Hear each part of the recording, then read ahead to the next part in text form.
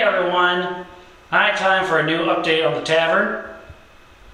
First and foremost, some woodwork has finally been done to this wall. So now the first door frame is in place.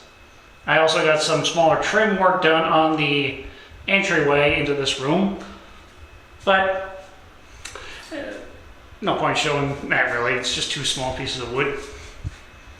And now, on the opposite wall, woodwork has begun to frame up this door and set the spacing for the brickwork.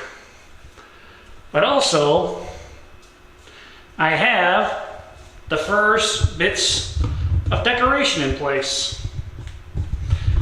And what's good about these particular lanterns is they are remote LEDs.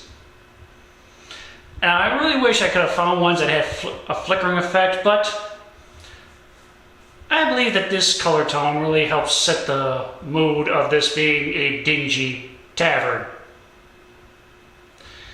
But if I ever feel in the mood for it, rave time! Just kidding. But that's the update, and please stay tuned for further ones, and I will see you all later.